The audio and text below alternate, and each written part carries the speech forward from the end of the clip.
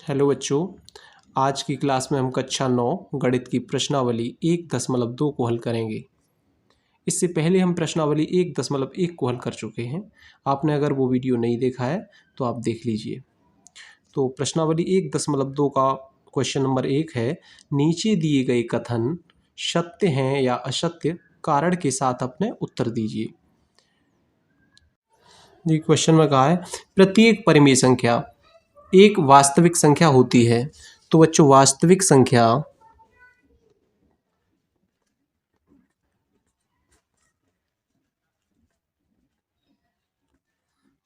संख्याएं होती हैं वो परिमेय और अपरिमेय, परिमेय और अपरिमेय में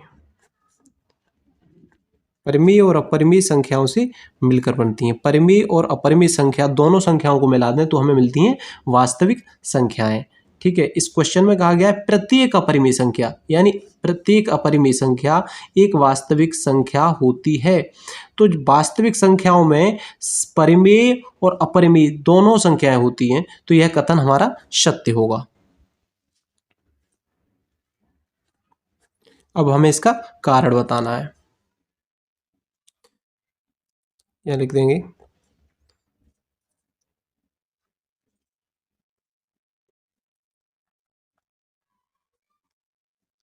वास्तविक संख्याओं में परिमेय और अपरिमेय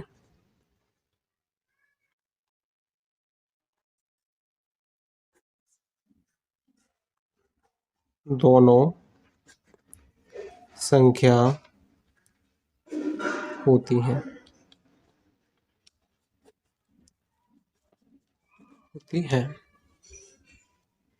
सेकंड क्वेश्चन है, संख्या रेखा का प्रत्येक बिंदु रूट m के रूप का होता है जहां m एक प्राकृत संख्या है।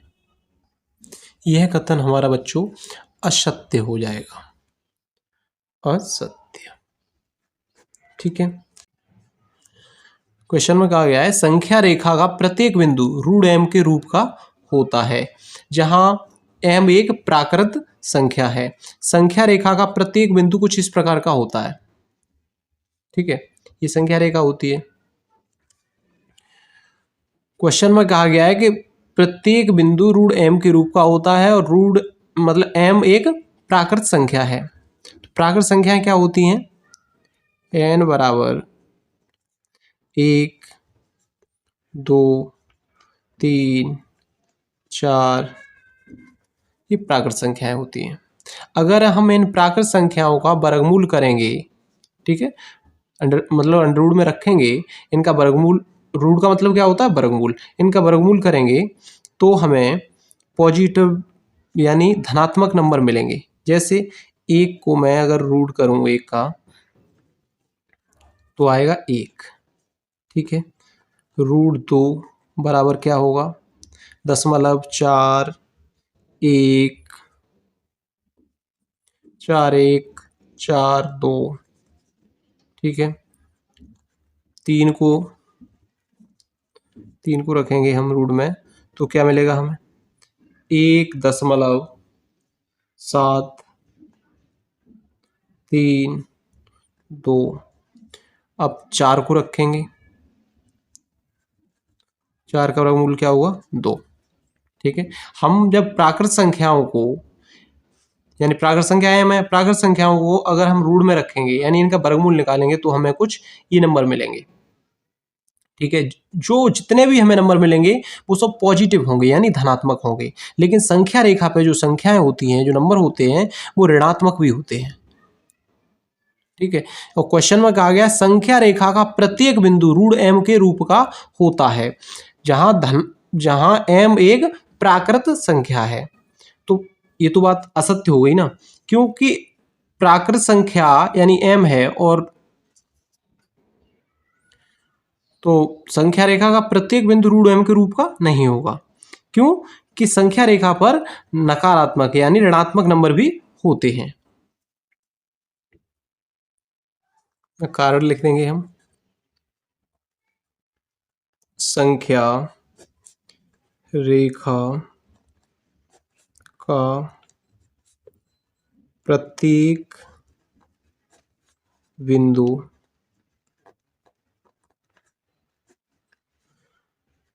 रूट m के रूप का नहीं होगा।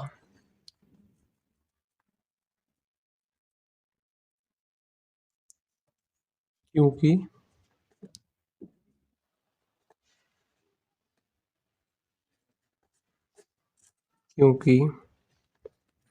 संख्या रेखा पर ऋणात्मक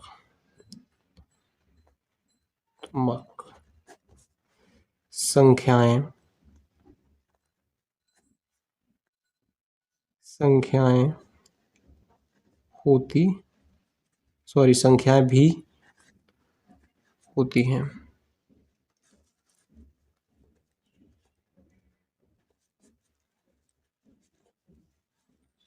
ठीक है। इसका थर्ड है, प्रत्येक वास्तविक संख्या एक अपरिमेय संख्या होती है।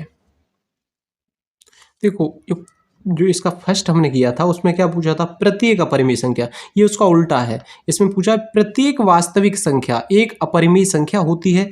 तो वास्तविक संख्याओं के अंदर परिमेय संख्याएं और अपरिमेय संख्याएं दोनों होती हैं। ठीक है, तो प्रत्येक वास्तविक संख्या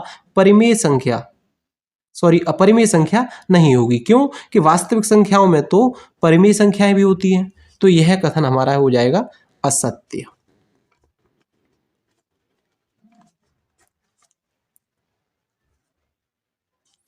यहां इसका कारण हम लिख देंगे,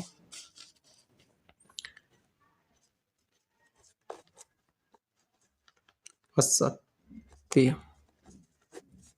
ठीक है,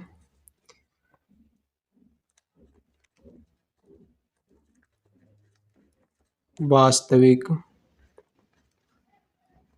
संख्याओं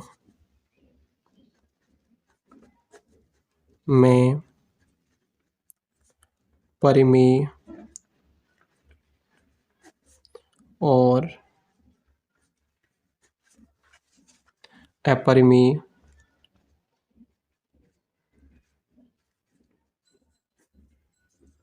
दोनों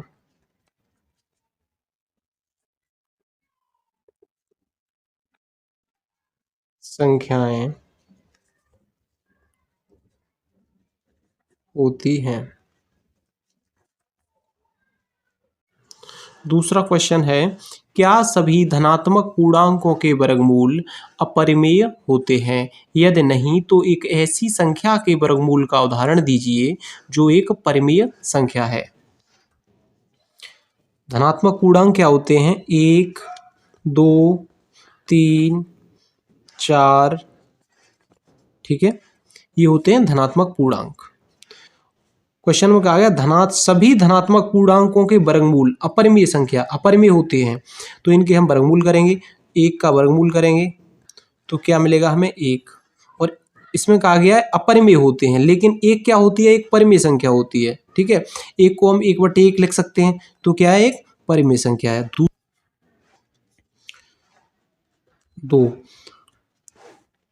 2 का वर्गमूल करेंगे तो आएगा 4, 1, 4, 2। ठीक है, तो ये क्या है? एक अपरिमेय संख्या है। ठीक है, √3 क्या होता है? 1.732। यह भी क्या है? एक अपरिमेय संख्या है। अब 4 को लेंगे, 4 का वर्गमूल क्या होगा? 2। और 2 क्या है? एक परिमेय संख्या है। इसे हम फ्रैक्शन की फॉर्म में लिख सकते हैं। परिमेय संख्या क्या होती हैं? जिन्हें हम फ्रैक्शन की फॉर्म में लिख सकते हैं। ठीक है, तो एक एक ऐसी संख्या के वर्गमूल का उदाहरण दीजिए जो एक परिमेय संख्या है। तो देखो 1 और 4 ये क्या है, एक परिमेय संख्या है, तो हम यहाँ इसका उदाहरण लिख देंगे। अतः संख्या 4 का वर्गमूल एक परिमेय संख्या है। तीसरा क्वेश्चन देखते हैं बच्चों, यह इस प्रश्नावली का सबसे इंपॉर्टेंट क्वेश्चन है। दिखाइए कि संख्या रेखा पर √5 को किस प्रकार निरूपित किया जा सकता है। हमें √5 को संख्या रेखा पर निरूपित करना है। तो सबसे पहले हम पटरी से यहाँ एक रेखा बनाएंगे, ठीक है। अब इस रेखा का प्रत्येक बिंदु, इस पे हमें क्या √5 को शो करना है। अब इस लाइन पर हम 1 इंच का पॉइंट बनाएंगे। तो 1 इंच का है, यहाँ होगा और यहाँ होगा,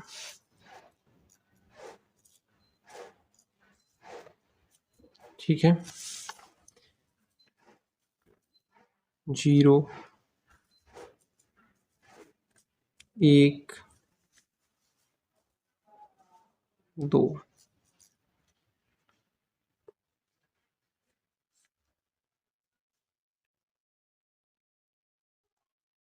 ठीक है।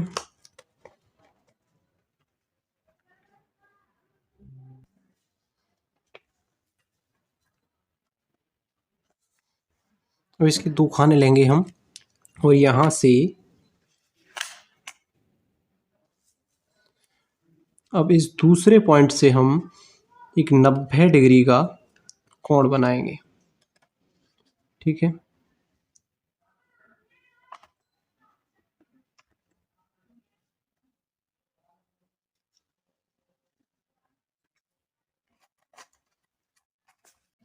देखिए इस संख्या रेखा पर हमें √5 को निरूपित करना है।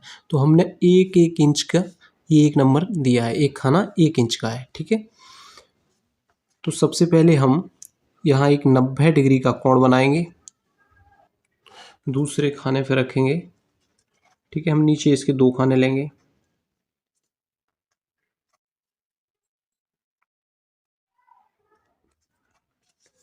ठीक।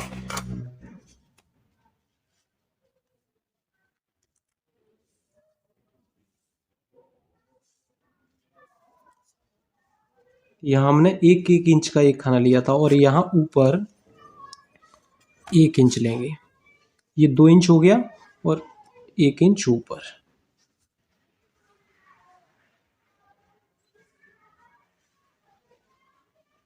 ठीक।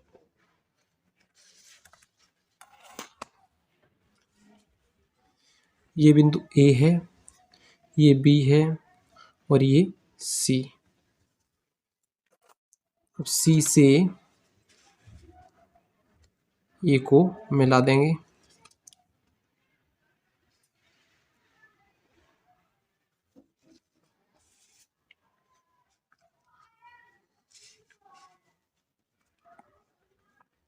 इसकी लंबाई है 2 और ये है 1, ठीक है।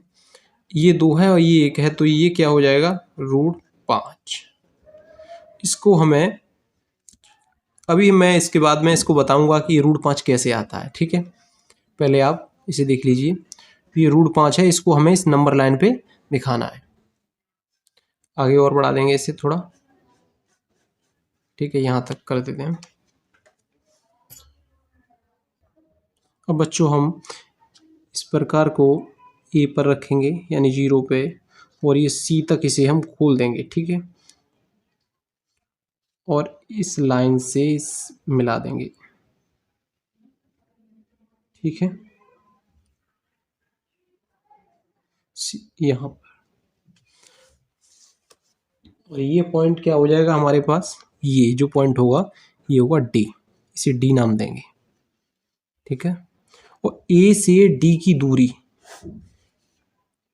ए से डी क्या होगी, यही होगा √5, ठीक है। तो इसे हमने संख्या रेखा पर दिखा दिया। लेकिन अब बात आती है कि √5 कैसे आया, ठीक है। तो ये कोण हमने बनाया था, ये कितना था, 90 डिग्री का, ठीक है, समकोण। और आपने पढ़ा है कर्ण, ये क्या होता है, कर्ण, कर्ण स्क्वायर बराबर लंब स्क्वायर प्लस आधार स्क्वायर, सॉरी आधार स्क्वायर, ठीक है। आधार हमारे पास क्या था बच्चों, 2, और लंब क्या था, 1, और हमें निकालना क्या था, कर्ण। तो कर्ण स्क्वायर